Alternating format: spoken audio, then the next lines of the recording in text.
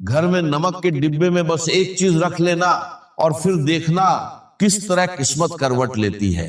इतनी दौलत, इतना रिज़्क कि संभालना मुश्किल हो जाएगा और दुनिया बस देखती रह जाएगी। कभी तन्हाई में बैठकर आपने गौर किया है, अपने ही किचन में रखे उस मामूली से डिब्बे पर, वही डिब्बा जिसमें सफेद छोटे छोटे दाने खामोशी से चमकते रहते हैं, बजाहिर ये सिर्फ नमक है, एक आम सी चीज जो हर घर में मिलती है, चाहे अमीर हो या गरीब, बादशाह हो या फकीर। लेकिन क्या आप जानते हैं, यही सादा सा नमक आपकी बिगड़ी हुई किस्मत को बना सकता है, आपके बंद नसीब के दरवाजे खोल सकता है। अक्सर हम अपनी बड़ी बड़ी परेशानियों का हल दूर ढूंढते फिरते हैं, आमिलों के पास जाते हैं, वजीफे पढ़ते हैं, थक जाते हैं, लेकिन हमें दिखाई नहीं देता कि हमारे अपने ही घर में वो चीजें मौजूद हैं जिनमें अल्लाह ने शिफा, बरकत और रहमत छुपा रखी है। जिंदगी में कभी ऐसा मोड़ आता है जहां इंसान टूट जाता है, मेहनत करता है, दिन रात पसीना बहाता है, लेकिन हाथ खाली रहते हैं। ऐसा लगता है जैसे किसी ने रिज़्क के दरवाजे पे ताला लगा दिया हो। पैसा आता है मगर टिकता नहीं, बीमारी जाती नहीं और सुकून जैसे कहीं खो गया हो। अगर आप भी इस कैफियत से गुजर रहे हैं, अगर आपको भी लगता है कि घर की दीवारें घुटन देती हैं और तंगी ने जीना मुश्किल कर दिया है, तो जरा ठहरिए, एक गहरी सांस लीजिए, क्योंकि आज जो बात मैं आपको बताने जा रहा हूं, ये सिर्फ बातें नहीं है, ये वो राज्य हैं जो सीना बसीना हम तक पहुंचे और जिन पर अमल करके लोगों ने अपनी उजड़ी हुई जिंदगी को फिर से बसते देखा है। रूहानियत के माहिर लोग इस बात पर मुत्तफिक है कि नमक सिर्फ खाने का स्वाद नहीं बढ़ाता, बल्कि ये अपने अंदर असरात को खींचने की हैरान कर देने वाली ताकत रखता है। ये वो कुदरती अंसर है जो माहौल की नेगेटिव एनर्जी, भारीपन और नजर न आने वाली रुकावटों को अपने अंदर ऐसे खींच लेता है जैसे मैग्नेट लोहे को। पुराने जमाने में बुजुर्ग नमक की बहुत इज्जत करते थे, उसे जमीन पर गिरने नहीं देते थे, क्योंकि वो जानते थे कि नमक का ताल्लुक सीधे इंसान के रिज़्क और उसके घर के सुकून से होता है। आज हम इन बातों को वहम समझकर नजरअंदाज कर देते हैं, लेकिन हकीकत ये है कि ये वहम नहीं बल्कि कुदरत का एक गहरा निजाम है। अब जरा ध्यान से सुनिए और दिल को खुला रखिए, क्योंकि जो निशानियां मैं बताने जा रहा हूं, हो सकता है वो आपके अपने घर में भी मौजूद हो, लेकिन आप उनसे अनजान हो। सबसे पहली और सबसे अहम बात, आपके घर का नमक का डिब्बा कभी भी, जी हाँ, कभी भी पूरी तरह खाली नहीं होना चाहिए। ये सिर्फ एक छोटी सी बात नहीं है, ये एक बड़ी वार्निंग है। हमारे बड़े हमेशा कहते थे कि नमक खत्म होने से पहले नया नमक ले आओ। क्यों? क्योंकि रूहानी तौर पर नमक का खाली डिब्बा घर में तंगी, कमी और बेबरकती की निशानी होता है। जब नमक खत्म हो जाता है तो ये इशारा होता है कि इस घर से बरकत उठ रही है और तंगी दस्तक दे रही है। कभी आपने महसूस किया है कि घर में बेवजह चिड़चिड़ापन बढ़ गया है, छोटी छोटी बातों पर झगड़े होने लगे हैं, या बच्चों का रवैया अचानक बदल गया है? अगर ऐसा है तो एक बार अपने नमक की तरफ जरूर देखिए। कहीं ऐसा तो नहीं कि आप उसे खुला छोड़ देते हैं या उसकी कद्र नहीं कर रहे। याद रखिए, नमक को हमेशा ढक कर रखना चाहिए, क्योंकि खुला नमक सिर्फ नमी ही नहीं बल्कि आसपास की नेगेटिव एनर्जी को भी अपने अंदर खींच लेता है। और फिर जब वही नमक हमारे खाने में जाता है तो वो असर हमारे जिस्म और रूह का हिस्सा बन जाता है, जिससे पैदा होता है बोझलपन, उदासी और बेचैनी। लेकिन घबराइए मत, क्योंकि जहां मुश्किल है वहीं आसानियां भी हैं। और अब मैं आपको वो अमल बताने जा रहा हूं जो बेहद आसान है, लेकिन असर में बेहद ताकतवर। आप रोज अपने घर की सफाई करते हैं, झाड़ू, पोछा, लेकिन क्या आपने कभी सोचा कि घर में सिर्फ धूल ही नहीं होती, बल्कि नजर ए बद, हसद और लोगों की बुरी सोचों का भी एक गुबार होता है जो दिखता नहीं लेकिन आपकी खुशियों को खा जाता है। इस रूहानी गुबार को साफ करने के लिए آپ کو بس اتنا کرنا ہے، جب بھی گھر میں پوچھا لگائیں پانی کی بالٹی میں صرف ایک چٹکی نمک ملا دیں. جی ہاں، صرف ایک چٹکی. اگر دانے دار نمک ہو تو اور بہتر.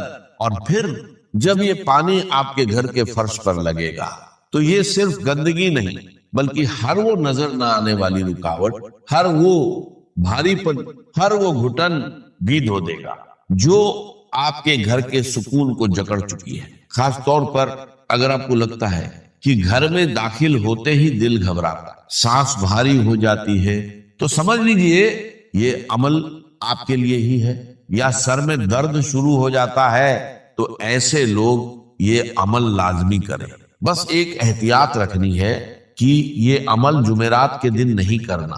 جمعرات کے علاوہ آپ ہفتے کے کسی بھی دن، چاہے پیر ہو، منگل ہو یا بدھ، یہ عمل کر سکتے. جب آپ نمک ملے پانی سے پوچھا لگائیں گے تو آپ کو پہلے ہی دن محسوس ہوگا کہ گھر کی فضا ہلکی پھلکی ہو گئی ہے، جیسے کسی نے کھڑکی کھول کر تازہ ہوا کو اندر آنے کی اجازت دے دی ہو. یہ نمک ان تمام زہریلے اثرات کو کاٹ دیتا ہے جو حسد کرنے والوں نے یا بدخواہ لوگوں نے آپ کے گھر کی طرف بھیجے ہوتے ہیں. میرے بہن بھائیوں، اللہ کی کائنات میں کوئی بھی چیز بے مقصد نہیں ہوتی. یہ ہم انسان ہیں جو غفلت میں پڑے رہتے ہیں. نمک کے پانی کا یہ پوچھا دراصل آپ کے گھر کی روحانی صفائی ہے. جس طرح ہم نہا کر اپنے جسم کو پاک کرتے ہیں، اسی طرح یہ عمل گھر کے در او دیوار کو پاک کرتا ہے. اور جب گھر پاک ہوتا ہے، ماحول صاف ہوتا ہے، تو وہاں رحمت کے فرشتے آنے لگتے ہیں. وہاں اللہ کا ذکر سکون دیتا ہے. اور جہاں اللہ کی رحمت ہو وہاں رزق کی تنگی کیسے رہ سکتی ہے؟ وہاں تو پھر برکتوں کی بارش ہوتی ہے. اس عمل کو اپنی زندگی کا معمول بنا لیں. اسے کبھی کبھار کا کام نہ سمجھے، بلکہ جس طرح آپ روزانہ صفائی کا اہتمام کرتے ہیں ویسے ہی اس عمل کو بھی لازم پکڑ لیں. آپ دیکھیں گے کہ جو رزق پہلے مہینے کے بیچ میں ہی ختم ہو جاتا تھا، اب وہی رزق مہینے کے آخر تک باقی بھی رہے، اور اس میں ایسی برکت ہوگی کہ آپ دوسروں کی مدد کرنے کے بھی قابل ہو جائیں گے. یہ اللہ کے نظام کی وہ چھوٹی چھوٹی کنجیاں ہیں جو بڑے بڑے تالے کھول دیتی ہیں. لیکن بات یہی ختم نہیں ہوتی، یہ تو صرف شروعات ہے. ابھی تو نمک کا وہ استعمال باقی ہے جو آپ کی راتوں کو پرسکون بنا دے گا اور آپ کے دن کو روشن کر دے گا. اگر آپ کے گھر میں لڑائی جھگڑے بہت زیادہ ہیں، بات پر تو تڑاکا ہوتا ہے، یا آپ کو لگتا ہے کہ کسی نے آپ کے گھر پر کوئی سخت بندش لگا دی ہے جس کی وجہ سے رشتوں میں دراریں پڑ رہی ہیں، تو اب جو اگلا عمل میں بتانے جا رہا ہوں اسے بہت توجہ سے سنیے گا اور اسے ایک راج سمجھ کر اپنے دل میں محفوظ کر لیجئے گا. یہ عمل خاص طور پر جمعرات کی شب کا ہے. جمعرات کی رات جو جمعہ کی برکت والی رات ہوتی ہے، اس میں قبولیت کی گھڑیاں ہوتی ہیں.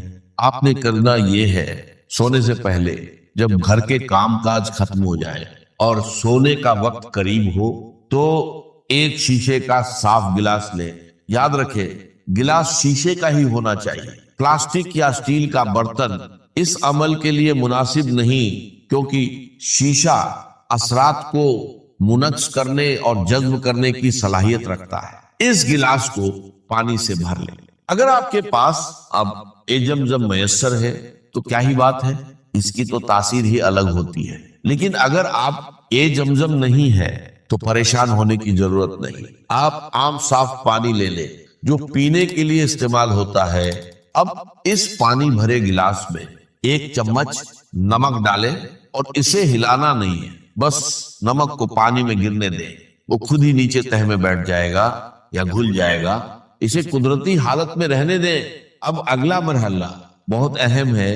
آپ نے اس گلاس کے منہ کو کھلا نہیں چھوڑنا، بلکہ اسے کسی صاف ستھرے سفید یا سرخ رنگ کے کپڑے سے ڈھک دینا ہے یا باندھ دینا ہے. سفید رنگ امن اور پاکیزگی کی علامت ہے، اور سرخ رنگ انرجی اور طاقت کی. ان دونوں میں سے جو بھی کپڑا آسانی سے مل جائے اسے استعمال کریں. اور گلاس کے منہ پر اچھی طرح ربر بینڈ یا دھاگے سے باندھ دے۔ اب آپ سوچ رہے ہوں گے کہ اس گلاس کا کرنا کیا ہے۔ یہ گلاس اب ایک عام پانی کا گلاس نہیں رہا، بلکہ یہ اب ایک ایسا آلہ بن چکا ہے جو آپ کے گھر کی منفی لہروں کو قید کرے گا۔ دیکھیے، انسان جب سو جاتا ہے تو اس کا شعور سو جاتا ہے، مگر اس کی روح اور اس کا لاشعور جاگ رہا ہوتا ہے، اور اسی وقت ماحول کے اثرات انسان پر سب سے زیادہ اثر انداز ہوتے ہیں۔ یہ نمک والا پانی اپنے ارد گرد موجود ان تمام لہروں کو جو آپ کی نیند میں خلل ڈالتی ہیں، جو آپ کو ڈراؤنے خواب دکھاتی ہیں، یا جو صبح اٹھتے ہی آپ کے مزاج میں چڑچڑاپن پیدا کرتی ہیں، ان سب کو اپنے اندر جذب کر لیتا ہے۔ لیکن اب سوال پیدا ہوتا ہے، اس تیار شدہ گلاس کو رکھنا کہاں ہے؟ کیا اسے سرہانے رکھنا ہے؟ کیا اسے کچن میں رکھنا ہے؟ یا گھر کے دروازے پر؟ اس کا درست مقام کون سا ہے جہاں یہ اپنا کام بہترین طریقے سے انجام دے سکے؟ اور پھر صبح اٹھ کر اس پانی کا کیا کرنا ہے؟ کیا اسے بہا دینا ہے یا کسی اور مقصد کے لیے استعمال کرنا ہے؟ یہ وہ باریکیاں ہیں جنہیں اگر نظر انداز کر دیا جائے تو عمل کا اثر الٹا بھی ہو سکتا ہے یا ختم ہو سکتا ہے۔ اکثر لوگ یہی غلطی کرتے ہیں، عمل شروع تو کر دیتے ہیں مگر اس کی تکمیل صحیح طریقے سے نہیں کرتے، اور پھر کہتے ہیں کہ ہمیں فائدہ نہیں ہوا۔ میں نہیں چاہتا کہ آپ سے کوئی ایسی کوتاہی ہو، اس لیے اگلے حصے میں آپ کو بتاؤں گا کہ اس گلاس کو رکھنے کی اصل جگہ کون سی ہے اور کتنے دن بعد اسے بدلنا ہے، تاکہ آپ کے گھر سے بندشوں کا مکمل خاتمہ ہو سکے، اور ساتھ ہی نمک کے وہ مزید دو حیرت انگیز استعمال جو آپ کی ذاتی زندگی کی کایا پلٹ دیں گے۔ بس دل کو تھامے رکھیے، کیونکہ بات اب بہت گہری ہونے والی ہے۔ تو بات ہو رہی تھی اس شیشے کے گلاس کی جس میں ہم نے نمک ملا کر رکھا تھا، اور جس کے اوپر ہم نے سفید یا سرخ رنگ کا کپڑا باندھا تھا۔ یہ صرف پانی اور نمک کا ملاپ نہیں، بلکہ یہ آپ کے گھر میں موجود ان نادیدہ بیڑیوں کو کاٹنے کا سامان ہے جنہوں نے آپ کی خوشیوں کو جکڑ رکھا ہے۔ اب سوال یہ ہے کہ اس گلاس کو رکھنا کہاں ہے؟ یاد رکھیے، اس گلاس کو آپ نے اپنے سونے والے کمرے، بیڈ روم کے کسی ایسے کونے میں رکھنا ہے جہاں اس پر بار بار نظر نہ پڑے، اور نہ ہی یہ چلتے پھرتے کسی کے پاؤں میں آئے۔ بہتر ہے کہ اسے کسی الماری کے اوپر یا کمرے کے اس کونے میں رکھیں جو نسبتاً اندھیرے میں رہتا ہو یا جہاں ہوا کا گزر کم ہو۔ اس کی وجہ یہ ہے کہ کونے اور چھپی ہوئی جگہیں اکثر منفی توانائی کا مسکن بن جاتی ہے، اور جب آپ وہاں یہ نمک والا پانی رکھیں گے تو یہ وہاں چھپی ہوئی تمام کثافت، تمام بھاری پن اپنے اندر سمیٹ لے گا۔ آپ اسے زمین پر بھی رکھ سکتے ہیں، لیکن احتیاط کریں کہ بچوں کی پہنچ سے دور ہو اور اسے کوئی چھیڑے نہیں۔ یہ عمل صرف ایک رات کے لیے نہیں ہے، بلکہ یہ گلاس پورے 15 دن تک وہیں رہے گا۔ جی ہاں، پورے 15 دن۔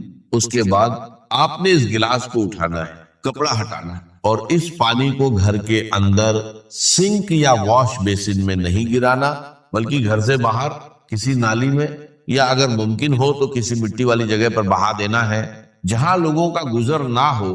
جب آپ یہ پانی بہائیں تو دل میں یہ نیت کریں کہ آپ اپنے گھر کی تمام پریشانیوں، بیماریوں، لڑائی جھگڑوں اور بے برکتی کو اس پانی کے ساتھ اپنے گھر سے نکال رہے ہیں۔ پھر گلاس کو اچھی طرح دھو کر دوبارہ صاف پانی اور نمک ڈال کر اسی طرح کپڑا باندھ کر اسی جگہ رکھ دیں۔ یہ عمل بہت سے لوگوں کے تجربے میں آیا ہے کہ جہاں سالوں سے محنت کا پھل نہیں مل رہا تھا، جہاں ہر کام آخری وقت پر آ کر بگڑ جاتا تھا، جہاں رشتہ داروں کی سازشوں نے ناک میں دم کر رکھا تھا، وہیں اس عمل کی برکت سے اللہ نے ایسے اسباب پیدا کیے کہ انسان کی عقل دنگ رہ گئی، بندشیں ٹوٹنے لگی، رکے ہوئے کام چل پڑے، اور گھر کا ماحول جو پہلے جنگ کا میدان بنا رہتا تھا وہاں سکون اور محبت کی فضا قائم ہو۔ یہ اللہ کے نظام کی وہ خوبصورتی ہے کہ وہ چھوٹی چھوٹی چیزوں میں بڑی بڑی شفا رکھ دیتا ہے، شرط صرف یقین اور تسلسل ہے۔ اب آتے ہیں ایک اور بہت ہی اہم مسئلے کی طرف جو آج کل ہر دوسرے گھر کی کہانی بن چکا ہے، نظر بد۔ کبھی کبھی ایسا ہوتا ہے کہ انسان خود کو بہت بوجھل محسوس کرتا ہے، جسم میں سستی اور تھکاوٹ ہر وقت طاری رہتی ہے، کسی کام میں دل نہیں لگتا، اور عجیب قسم کا انجانا خوف دل پر چھایا رہتا ہے۔ یہ علامتیں اکثر نظر بد یا کسی روحانی دباؤ کی ہوتی ہیں۔ لوگ ہمیں دیکھ کر واہ واہ تو کرتے ہیں، مگر ماشاء اللہ کہنا بھول جاتے ہیں، اور یہی وہ لمحہ ہوتا ہے جب نظر تیر کی طرح لگتی ہے اور ہنستے کھیلتے انسان کو بیمار کر دیتی ہے۔ اگر آپ کو بھی لگتا ہے کہ آپ پر کسی کی بری نظر ہے، یا آپ کے اندر بلا وجہ کا خوف اور بے چینی گھر کر گئی ہے، تو اس کا توڑ بھی اسی نمک میں موجود ہے، مگر استعمال کا طریقہ تھوڑا مختلف ہے۔ اس کے لیے آپ کو کالا نمک درکار ہوگا، وہی کالا نمک جو ہم چاٹ مسالے وغیرہ میں استعمال کرتے ہیں اور جس کا ذائقہ تھوڑا تیز ہوتا ہے۔ کرنا یہ ہے کہ منگل یا ہفتے کے دن جو روحانی اعتبار سے بھاری اثرات کو کاٹنے کے دن مانے جاتے ہیں، آپ تھوڑا سا دہی لے اور اس میں ایک چٹکی کالا نمک ملا لیں، اسے اچھی طرح مکس کریں اور اللہ کا نام لے کر کھا لیں۔ یہ دہی اور کالے نمک کا میزہ صرف پیٹ کے لیے نہیں بلکہ آپ کی روح کے لیے بھی ایک بہترین ٹونک ہے۔ روحانی علماء اکرام فرماتے ہیں کہ کالا نمک انسان کے اندر موجود منفی لہروں کو توڑنے کی خاص صلاحیت رکھتا ہے، اور دہی کی تاثیر ٹھنڈی اور پرسکون ہوتی ہے۔ جب یہ دونوں ملتے ہیں اور انسان کے جسم میں جاتے ہیں تو یہ اندر سے اس خوف، اس بے چینی اور اس گھبراہٹ کو ختم کرنا شروع کر دیتے ہیں جو نظر بد کی وجہ سے پیدا ہوئی ہوتی۔ آپ دیکھیں گے کہ چند بار کے استعمال سے ہی آپ کا دل مضبوط ہونے لگے گا، وہم کم ہو جائیں گے، اور وہ جو ایک اندیکھے بوجھ تلے آپ دبے ہوئے تھے، وہ بوجھ ہلکا ہونا شروع ہو جائے گا۔ یہ عمل آپ کے اعصاب کو بھی سکون دے گا اور آپ کے اندر ایک نئی توانائی اور تازگی پیدا کرے گا۔ یاد رکھے، جن مشکلات کا بوجھ انسان خاموشی سے اٹھائے پھر رہا ہوتا ہے، جنہیں وہ کسی سے بیان بھی نہیں کر سکتا، اللہ تعالیٰ ایسے ہی چھوٹے چھوٹے اسباب کے ذریعے ان بوجھوں کو اتار دیتا ہے۔ اور اب میں آپ کو نمک کا وہ آخری اور انتہائی طاقتور عمل بتانے جا رہا ہوں، جسے روحانی غسل یا سالٹ باتھ بھی کہا جاتا ہے۔ یہ عمل ان لوگوں کے لیے تیر بہدف ہے جو کہتے ہیں کہ ہماری تو قسمت ہی سو گئی ہے، ہر طرف سے ناکامی کا منہ دیکھنا پڑتا ہے، ذہنی دباؤ اتنا ہے کہ راتوں کو نیند نہیں آتی اور زندگی میں جیسے ہر چیز رک سی گئی ہے۔ اگر آپ اپنی زندگی میں ایک بڑی اور مثبت تبدیلی لانا چاہتے ہیں تو 21 دن کا یہ کورس کر لیں۔ عمل نہایت آسان ہے، آپ نے 21 دن تک لگاتار، جی ہاں، بلا ناگا سوائے جمعرات کے، کیونکہ جمعرات کو یہ عمل منع کیا جاتا ہے۔ نہانے کے پانی میں 1 چمچ نمک ملانا۔ اگر آپ شاور لیتے ہیں تو پہلے 1 بالٹی میں پانی اور نمک مکس کر لیں اور آخر میں یہ پانی اپنے جسم پر بہا لیں، اور اگر بالٹی سے نہاتے ہیں تو شروع میں ہی نمک ملا لیں۔ نمک ملے پانی سے جب آپ غسل کرتے ہیں تو یہ پانی آپ کے جسم کے مساموں یعنی پورز کے ذریعے آپ کے حال اورا کو صاف کرتا ہے۔ ہمارا جسم صرف گوشت پوشت کا نہیں بنا ہوتا بلکہ ہمارے ارد گرد ایک توانائی کا حالہ ہوتا ہے۔ جب ہم پر پریشانیاں، نظر، بد یا حسد کے وار ہوتے ہیں تو یہ حالہ میلا اور کمزور ہو جاتا ہے، جس کی وجہ سے ہم مایوس اور بیمار رہنے لگتے ہیں۔ نمک والا پانی اس حالے کی صفائی کرتا ہے، بالکل ایسے جیسے صابن جسم کی میل اتارتا ہے۔ اور جب آپ یہ 21 دن کا عمل پورا کریں گے تو یقین مانیے آپ خود محسوس کریں گے کہ آپ ایک نئے انسان بن گئے ہیں، پہلی چیز جو بڑی اہم ہے وہ الذی خلق الموت والحیات، جس نے پیدا کیا، تخلیق فرمایا ہے موت کو بھی اور حیات۔ اب یہاں پر جہاں تک حیات کا ہمارا تاثر ہے، تصور ہے، وہ تو یہ ہے کہ یہ ایک مثبت وجودی حقیقت ہے، لیکن موت کے بارے میں ایک مغالطہ ذہنوں میں بیٹھا ہوا ہے۔ بالعموم اس کا بارے میں ذہنوں میں یہ خیال ہے کہ موت معدوم ہو جانے کا نام، چنانچہ بعض جگہ پر تو آپ اکثر و بیشتر تراجم میں بھی دیکھیں گے کہ جیسے قرآن مجید میں سورہ بقرہ کے 3 رکوع میں جو آیت آئی، کیف تکفرون باللہ وکنتم امواتا فاحیاکم ثم یمیتکم ثم یحییکم، وہاں بھی آپ دیکھیں گے کہ موت مقدم، حیات اس کے بعد، لیکن یہ کہ اس موت کے بارے میں اکثر لوگوں کا مغالطہ ہے کہ گویا کہ معدوم کے معنی میں ہم اسے لے رہے ہیں کہ تم معدوم تھے پھر تمہیں اللہ نے زندہ کیا۔ تو یہاں چونکہ اس موضوع پر کئی مرتبہ گفتگو ہو چکی ہے، لیکن میں اس جگہ توجہ دلا رہا ہوں، خلق الموت والحیات، موت بھی در حقیقت مخلوق ہے، یہ ایک مثبت حقیقت ہے جس پر کہ تخلیق کا عمل گزرا ہے، یہ موضوع ہے عمل تخلیق کا، یہ ایک مثبت وجودی حقیقت ہے۔ موت در حقیقت معدوم ہونے کا نام نہیں ہے، اس لیے کہ عدم پر تخلیق کا اطلاق نہیں ہو سکتا۔ عدم کو پیدا کیا کیسے جائے گا؟ عدم تو در حقیقت جو ہے وہ تخلیق کے بالکل منافی ہو جائے گی، ضد ہو جائے گا۔ لہذا جیسے زندگی ایک مثبت حقیقت ہے جس پر کہ لفظ تخلیق کا اطلاق ہو رہا ہے، ایسے ہی موت بھی ایک مثبت وجودی حقیقت ہے جس پر کہ عمل تخلیق کا اطلاق۔ خلق الموت والحیات لیبلوکم ایکم احسن عملا۔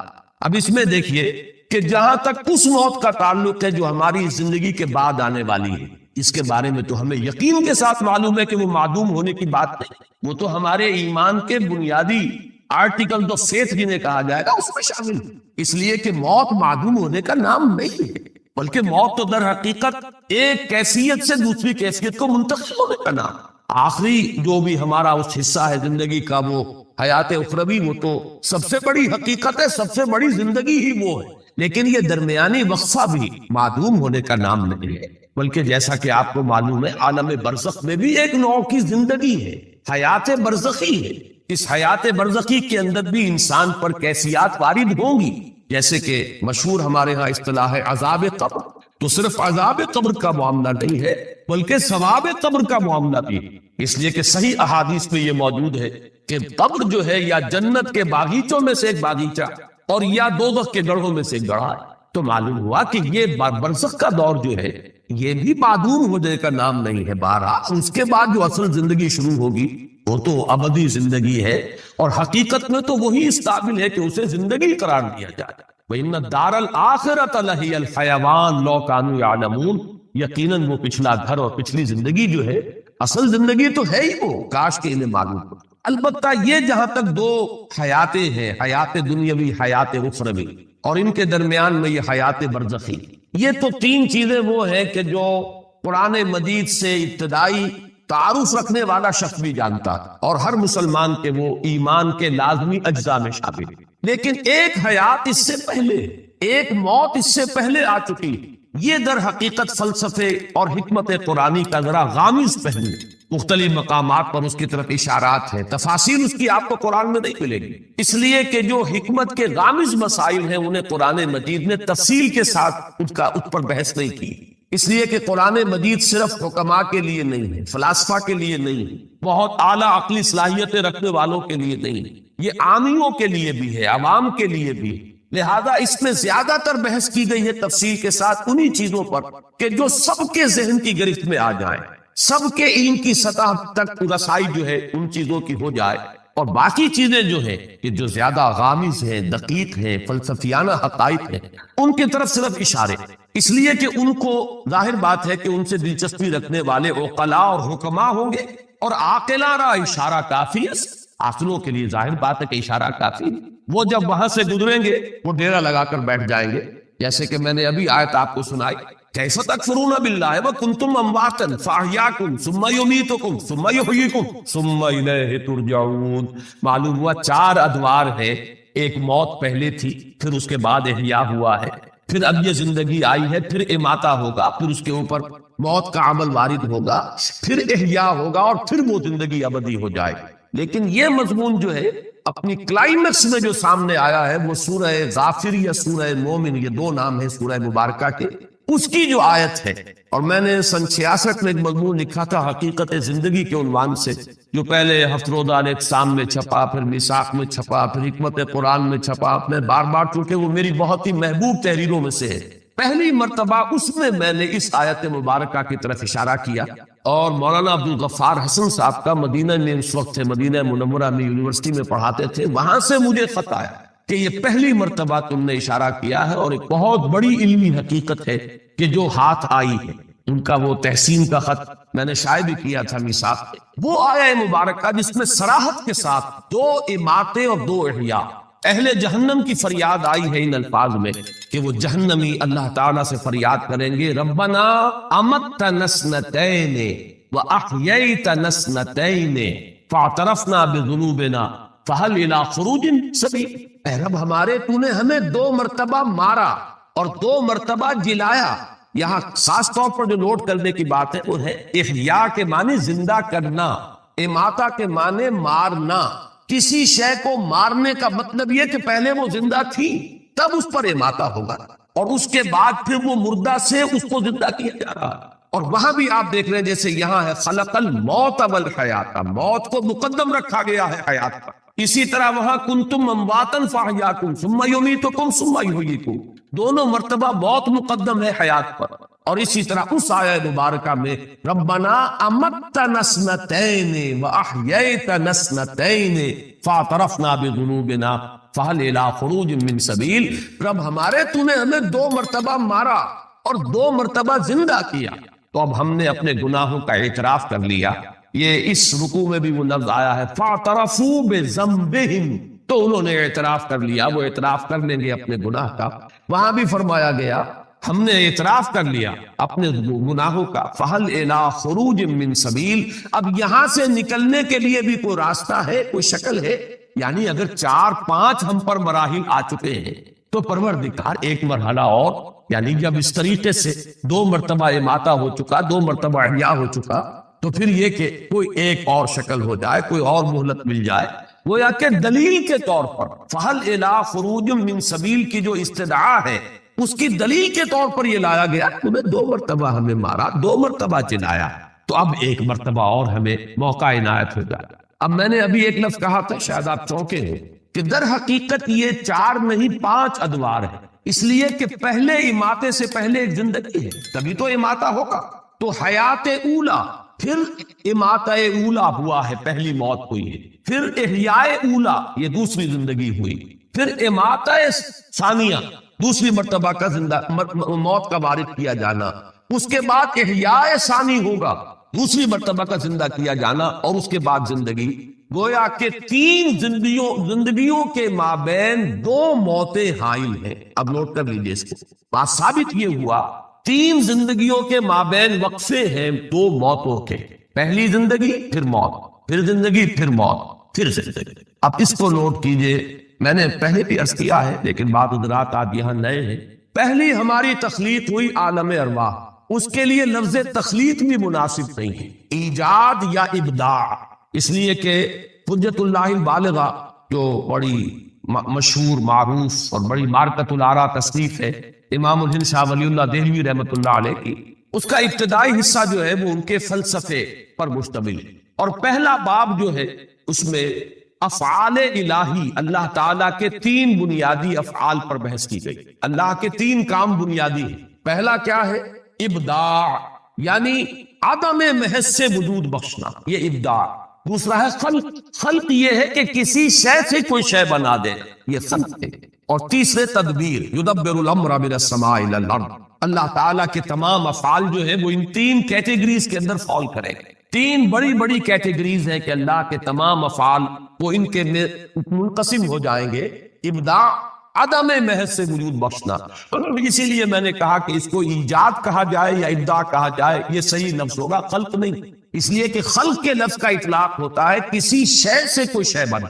آپ نے پڑھا ہے خلق الانسان من صلصال کالفخار، پیدا کیا انسان کو، بنایا انسان کو مٹی سے، کھنکتی ہوئی مٹی، سوکھی ہوئی، سوکھا گارا جو سوکھ کر کھنکنے لگا۔